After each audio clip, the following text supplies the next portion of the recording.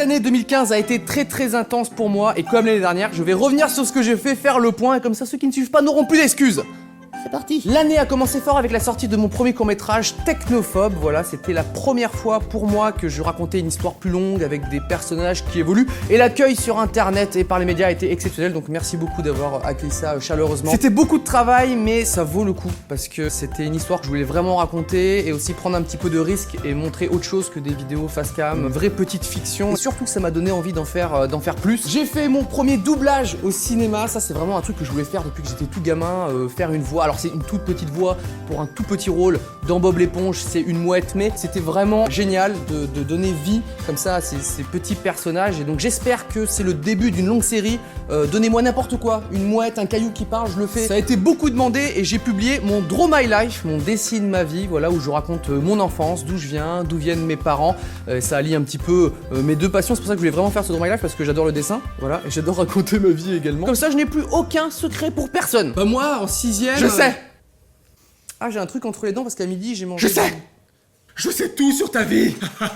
Avec mes potes de YouTube, on a fait une vidéo sur Avengers avec un budget exceptionnel de 27 centimes. C'était vraiment fun de tout bricoler comme ça, d'imaginer des plans avec pas grand chose, avec des plaques de plexi, des costumes dégueulasses, des petits objets. Comme j'adore l'Apple Watch, hein, d'ailleurs regardez la mienne comme elle est jolie, j'ai fait une vidéo pour la critiquer un petit peu. Hein. Désolé Apple, hein, je voulais pas vous froisser, hein. J'adore vos produits, mais là vous avez un petit peu foiré quand même, on peut le dire. Et comme à chaque fois que je parle d'un produit, j'ai eu le droit dans les commentaires à... C'est un placement de produit. Bah non, parce que je critique le produit. C'est un placement de produit. Non, vraiment Apple n'a pas... Je vais appeler un médecin quand même dans le doute.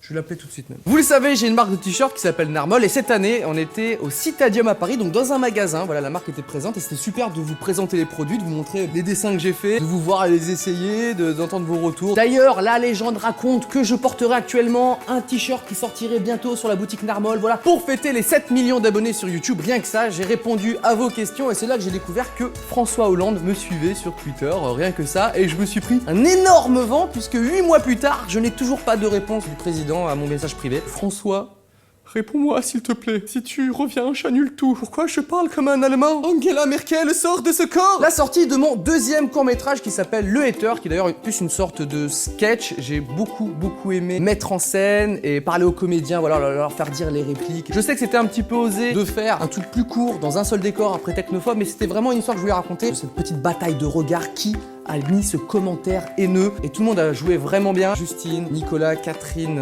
Jimmy, Ludovic, voilà, c'était des gens géniaux et également la grand-mère qu'il ne faut pas oublier, Claudette. Claudette, tu déchires. Direction Los Angeles pour le salon du jeu vidéo. Cette année, j'étais accompagné du petit Lucas Auchard, voilà, qui a fait ses premiers pas à Los Angeles pour le salon du jeu vidéo. C'était sa première fois pour lui. Moi, ça fait maintenant plusieurs années et je vais aller maintenant tous les ans l'année prochaine aussi. Et c'est vraiment une ambiance de fou parce qu'on peut voir plein de nouveautés, rencontrer plein de gens, tester des jeux en avant-première. J'aimerais tellement que vous soyez là, voilà, vous mettre tous dans ma valise, mais ça va être cher en supplément bagage. On a fait une petite vidéo sur Batman avec Squeezie. J'incarne une sorte de Bruce Wayne du pauvre, un Bruce Wayne pas cher, qui avoue à ses potes qu'il est Batman, mais personne ne veut le croire. Voilà, c'était assez fou le tournage. D'ailleurs, le décor, c'était un truc de malade. C'était un château qui a servi aussi pour le tournage du dernier Hunger Games. Je regardais le film au cinéma, j'ai fait mais je connais cet endroit. Mais j'ai marché par là, là où Jennifer Lawrence a marché. Ah oui, je me sens plus proche d'elle, oui. Et j'ai aussi porté un costume de Batman qui m'a fait suer à peu près 10 litres d'eau. Voilà, qui doit sentir un peu la mort à l'heure où je vous parle. L'école 2, premier tournage de la rentrée, c'était vraiment fun avec Jimmy Labeu, Anthony Astella. J'aimerais bien sortir un bêtisier de ce tournage parce qu'on a fait les cons tout le temps. Non. Cracher. Non. Cracher, monsieur. Merci. Non, Jimmy. Sur Cyprien Gaming, on a eu l'immense privilège de recevoir Shigeru Miyamoto, le créateur de Zelda, de Mario, et Takashi Tezuka, le créateur de Yoshi, d'Animal Crossing. Ce sont un peu les papas du jeu vidéo, on peut dire ça comme ça, et on leur a fait jouer à un niveau fourbe qu'on a créé avec Squeezie, et on s'est bien marré. C'était super intimidant et en même temps une rencontre exceptionnelle, voilà, de jouer avec les darons du jeu vidéo, voilà, les piliers de ce que moi j'adore dans le jeu vidéo. Et c'était vraiment une rencontre exceptionnelle avec Shigeru Miyamoto parce que c'est un grand gamin. Voilà, il a 63 ans, mais il avait une énergie de fou. Dès qu'il est arrivé, il a touché tous les objets, il a regardé partout, il s'amusait avec n'importe quoi, il a posé plein de questions. C'est un petit peu un modèle pour moi de création, de ce qu'il a fait et aussi d'énergie. Abonnez-vous. Abonnez-vous. Oui. On reste dans le jeu vidéo avec le Cyprien Gaming Show 2, ou plutôt le Squeezie Gaming Show. On a créé une petite histoire un peu marrante où, voilà, où il me renverse pour prendre les rênes finalement de la chaîne Cyprien Gaming avec ce spectacle, ce nouveau spectacle. Vous avez été très nombreux, encore plus nombreux que l'année dernière, à suivre le show et ça me fait extrêmement plaisir. Ça fait toujours bizarre de vous voir en vrai comme ça dans une salle, ça nous touche énormément, et même en ligne, parce que oui, c'était retransmis en ligne, en direct sur YouTube gratuitement. Et plus généralement sur la chaîne Cyprien Gaming, on a vécu plein de super moments, à Los Angeles, le spectacle, mais aussi des lives avec plein de stars qui sont passées, plein de jeux et beaucoup d'amusements, des potos, tout ça. Et l'année prochaine, on va faire encore plein de choses. En parlant de se rencontrer en vrai, on était à la Paris Games Week cette année, l'année dernière aussi, l'année prochaine on sera aussi présent. On était sur la scène de la Coupe du Monde du jeu vidéo. Ça fait bizarre de jouer face à 5000 personnes, ça fout un petit peu la pression. Et à chaque fois que j'ai la pression, je perds. J'ai perdu devant 5000 personnes, ça m'a fait très plaisir. J'adore ça moi. Ah ouais, me faire humilier, j'adore ça, l'humiliation. J'étais présent à la Video City Paris, c'est un petit peu le salon des youtubeurs. Voilà, j'ai pu faire le con sur scène, faire des dédicaces avec vous toucher un petit peu comme ça pour voir si vous êtes bien vrai. Et j'ai aussi rencontré plein de créateurs du net, donc c'était super intéressant, voilà, de rencontrer d'autres youtubeurs, de discuter de comment on crée, comment on peut collaborer aussi. Il va y avoir des petites surprises. J'y retourne l'année prochaine, donc n'hésitez pas à venir ou à revenir. Qui dit 8 millions d'abonnés dit vidéo spéciale, et là j'ai testé des objets chelous que j'ai trouvés sur internet, comme par exemple un objet que j'ai oublié de déballer, un objet pour taper des mains.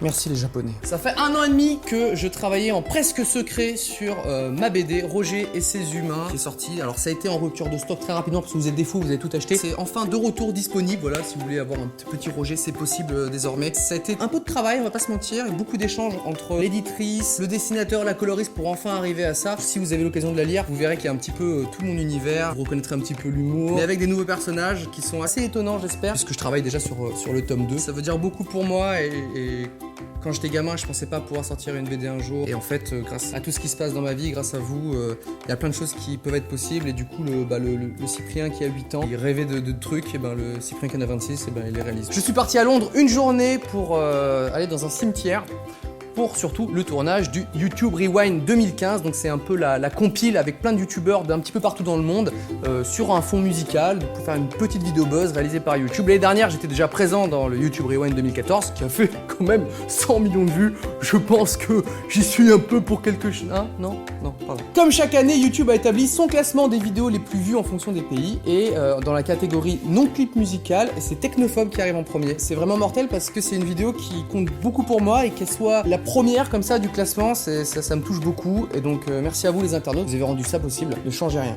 Si vous comptiez changer un truc, ne le faites pas. Et on arrive à la fin de l'année 2015 et je viens tout juste de terminer le tournage de mon prochain court-métrage. C'est d'ailleurs pour ça que je porte un bonnet, parce que le personnage a une coupe de merde.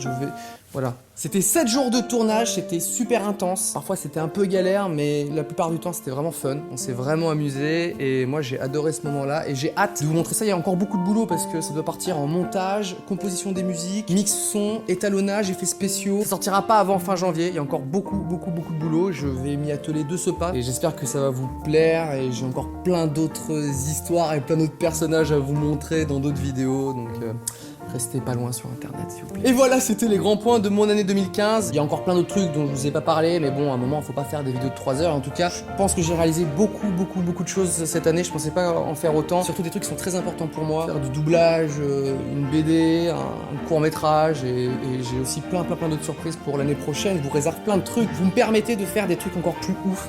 Donc, merci beaucoup. À l'année prochaine, comme disent les vieux.